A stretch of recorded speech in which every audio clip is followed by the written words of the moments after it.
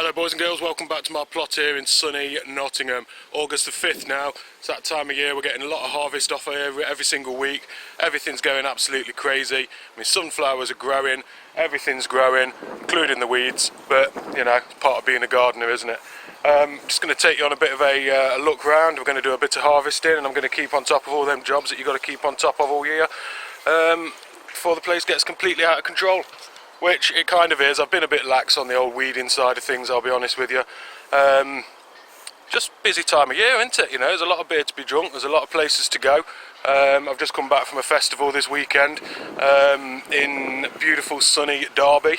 It was a dog lovers festival, so there's lots of dogs there and some live music and everything like that. I've sat out in the sun way too long, so that's why I'm looking like one of my tomatoes at the minute. But you know, it was a good time. Yeah, so we're just going to crack on now with the plot. Right, with me not having been here for about 2 or 3 days, as you can see, that's a marrow plant, that one's going crazy. Some of these courgettes here are well beyond the size of courgettes now, as you can see.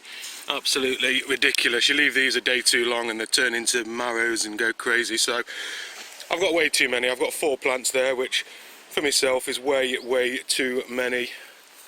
I think a lot of people have a courgette glut at this time of year, don't they? Absolutely prolific plants. But if you leave them on like that, they stop producing more, so best thing, keep harvesting them and you'll keep getting more if you want more. Right guys, here's one for you. This is a new one that's been poking around on social media and in other places. So you've got your courgettes here, producing prolific amounts of courgettes. You've been trying to get rid of them, giving them to your friends, family, enemies, postman, milkman, people down the shop, guys that you see in the street. You're trying to get rid of courgettes. You can also use the leaves apparently now, which is a new thing. No, I've never heard of it. Clip that leaf off like that. Get rid of that bit, we don't want that bit. This is the bit we want. See how it's like a hollow stem? Apparently, if you get this and you peel off all of these strings, take all of them off,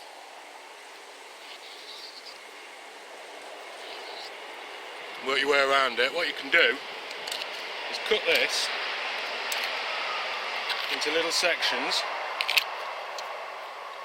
like that, so you've got a little piece that looks like pasta. Whoop. Boil it for a couple of minutes and eat it. Who'd have known? Courgette pasta! Mental. Doesn't taste of much really, apart from them strings that I didn't remove. Alright guys, Nasturtiums. These guys have self-seeded absolutely everywhere, and to start with I was absolutely fine to let them grow. What I tend to do is use them as a sacrificial crop because the bugs absolutely love them. They'll go for that before they go for your crops. That's the plan. But they do grow out of control. They're throwing out these long tendrils everywhere and they'll absolutely spread, you know, 2-3 meters. And then what will happen after the flower, they drop down the seeds and then you've got a recurring, might be a problem if you see it that way, you might want it. What I'm going to do is rein these guys back in a bit because they're also into my cage at the back here and they're going absolutely everywhere. So I'm just going to give them a right good trim back. These guys, nasturtium leaves, are edible, apparently very peppery. Or ashed cocoa. They're like lettuce covered in pepper, something like that. Not unpleasant, but it's definitely got a tingle on the tongue. And the other things that you can eat on them, apparently, is the flowers. So, just going to check that guy for bugs. We're clear. Nasturtium flower, in it goes, and that tastes quite similar to the leaves. Oh, lovely peppery hit, like almost like radishy. Yeah, very strong though. You might want to use them sparingly. But who'd have thought it? Nasturtiums, you can eat them as well. Can't swallow them though. Got a dry mouth. But yeah, very peppery, very nice, very good at growing in places I don't want them. So it's the chop for some of these little boys. In amongst this massive jungle in here, we've got a mix of nasturtiums and some brassicas and probably weeds and mare's tail and all the rest of it. But the thing I want to show you guys right now is seamless. Hang on. Oh, come on then.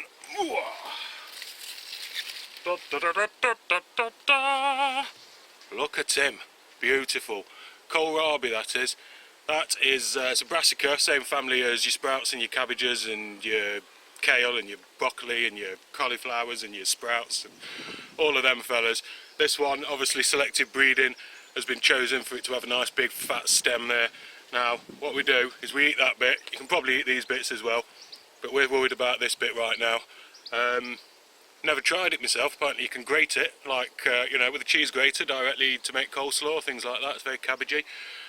You probably boil it, steep it, slice it, chop it, do whatever you want with it. Kohlrabi. I'm going to have a tidy up in this cage now while you admire this little beauty. Look at it, so pretty. So pretty. Anyway, I'm going to stop waxing lyrical about kohlrabi and get some work done. Cheers! Oh, latest taters. Right guys, I've had to resort to the dodgy shades now because the sun's that bright. But as you can see, these potatoes now starting to yellow off a bit, starting to die back. It's definitely time for a harvest, so let's see what we've got down there.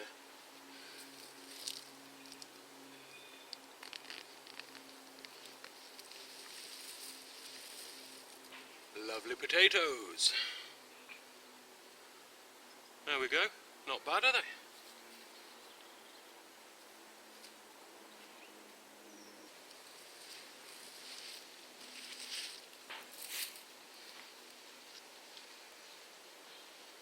And that's the original seed potato, nasty black one, there. So there we go, nice little harvest of spuds off that one plant. What I tend to do, looking at these, they look really healthy. There's no sign of any wireworm or any other markings on them, no scab or anything like that. So I'll just lift these as I need them now. That's one dinner right there, and I'll pull up the rest as I want them. Foliage will die back, but as long as I leave the stumps there, I'll know that they're under there. That's my best way of storing them anyway.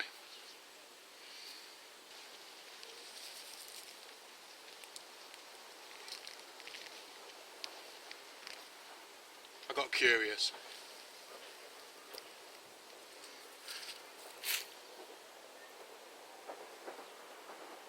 Yeah, they're lovely, them.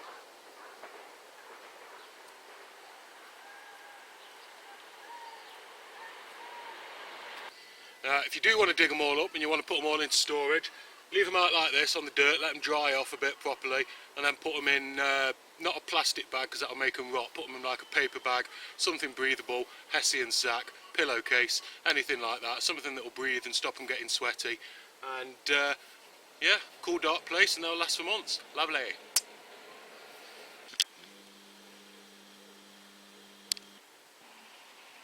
Beautiful dahlias.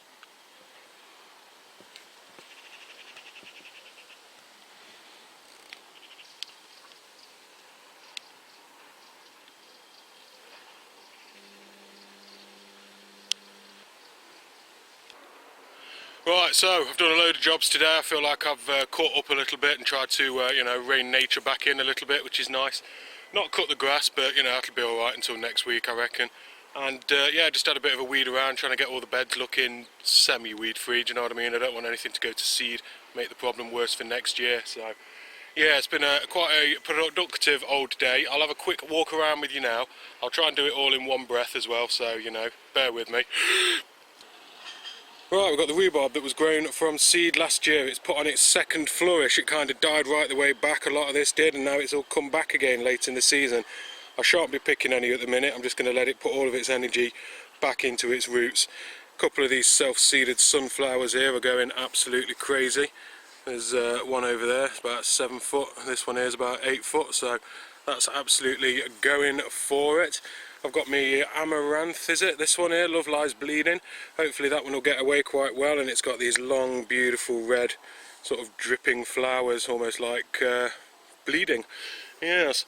The sweet corn over here it's alright, it's recoiled a bit, it's nowhere near where it has been in previous years. But as you can see, these tassels are out now producing the pollen.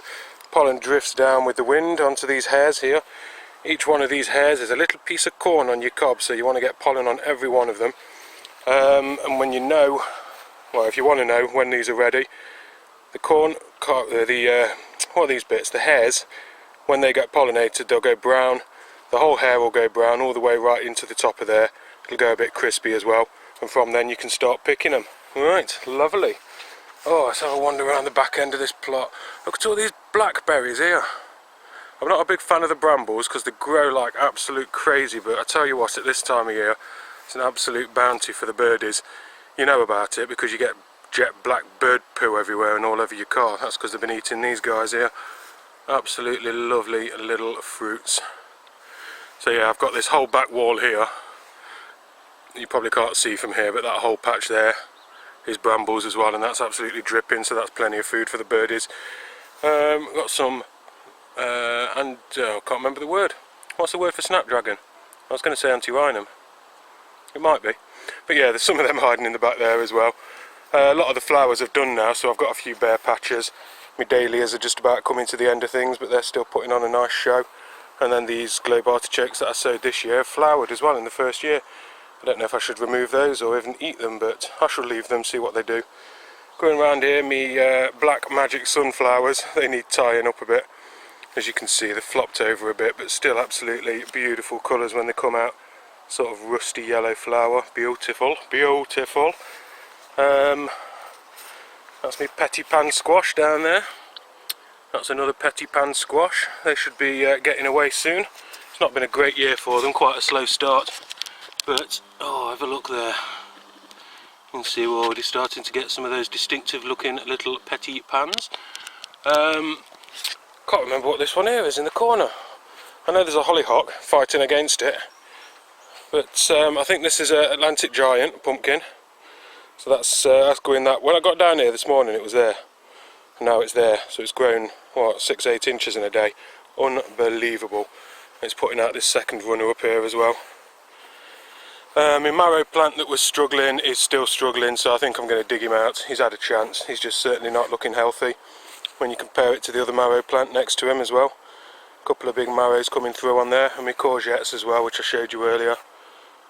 Absolutely lovely.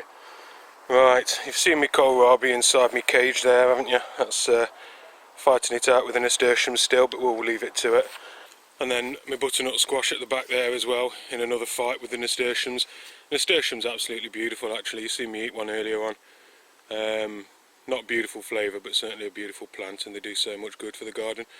My butternut is off there, battling away with the leeks.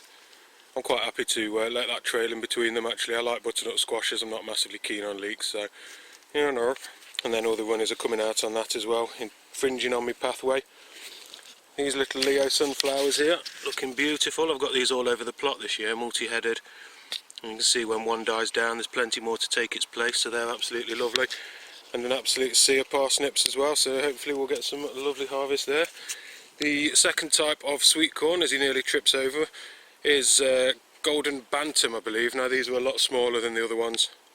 See, some of the plants have gone to flower and they're only down here waist height, so we shall see if we get anything off them. It's not a great shame if we don't.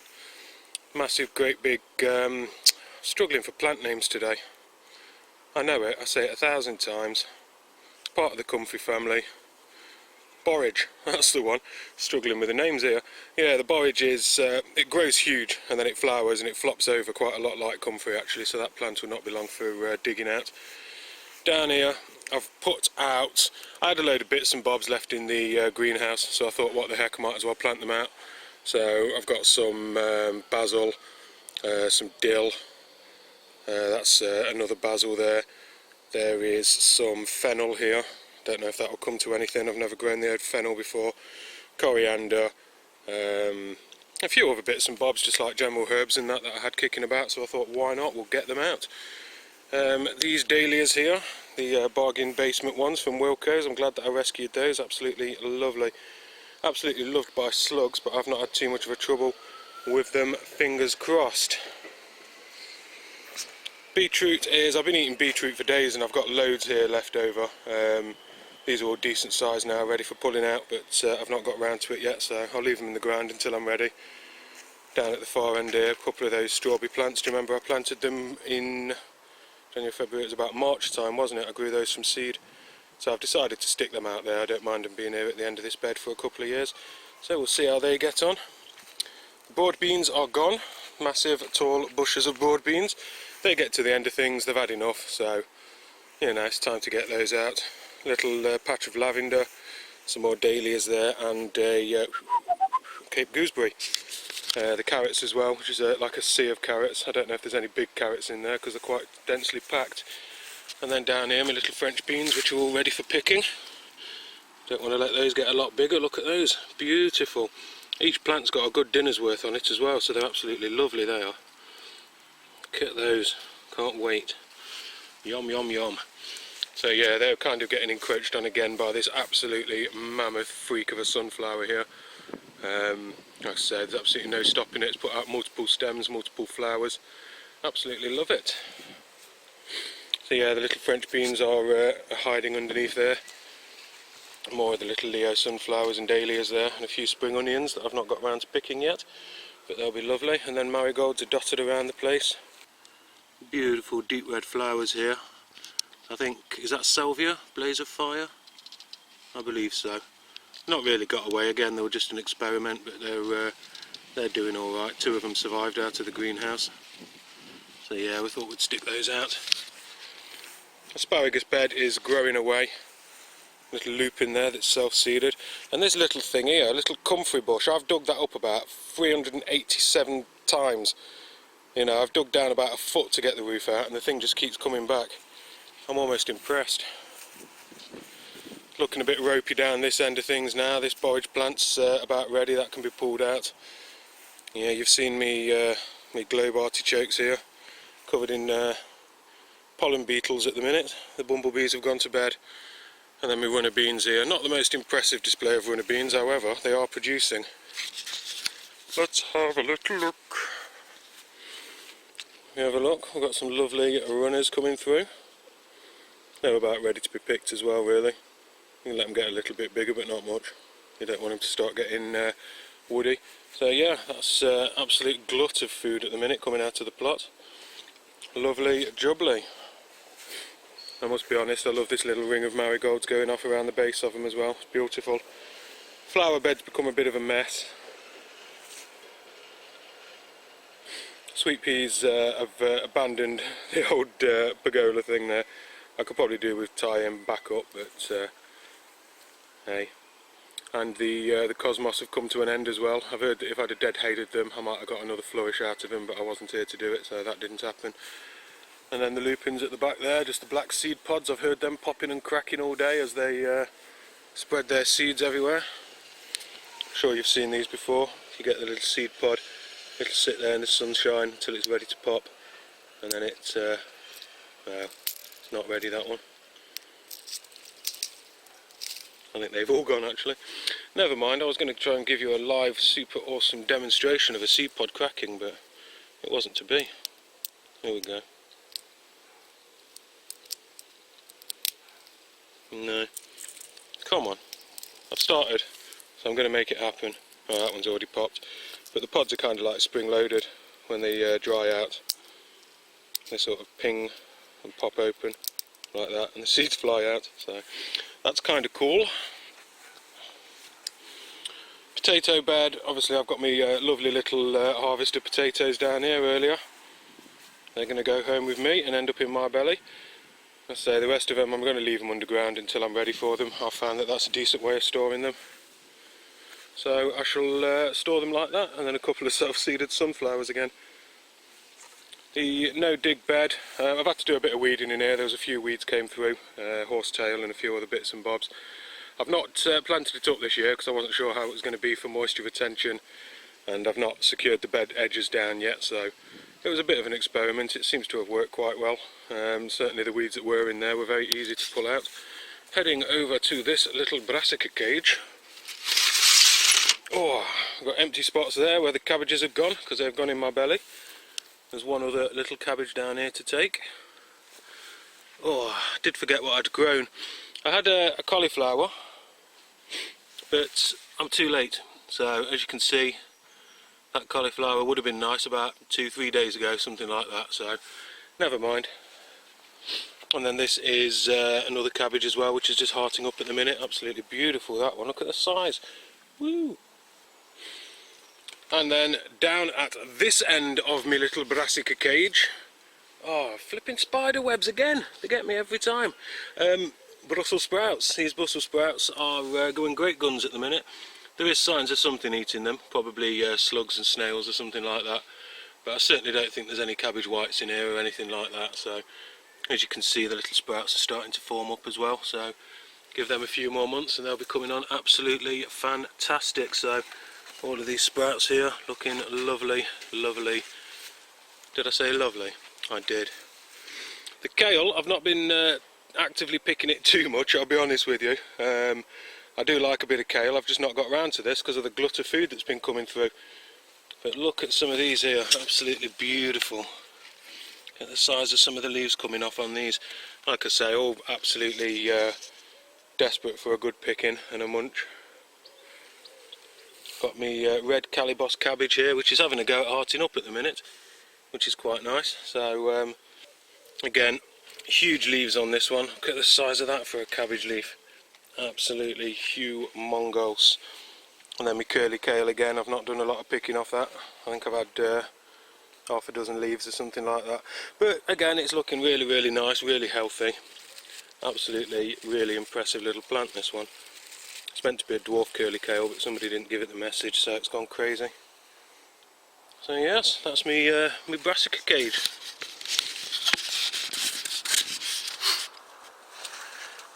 Oh, kind of worked out alright, this place. I think I did end up with a lot more slugs and snails than I'm used to experiencing in the rest of the plot. That's usually because the rest of my plot's quite open and quite dry, so it keeps the slugs and snails away.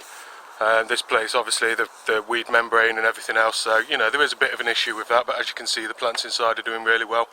What I might do next year is half brassicas and then look at getting some soft fruits in the other half as well, because that'd be perfect for them. So is that it? I'll take you over and we'll have a look in the greenhouses as well.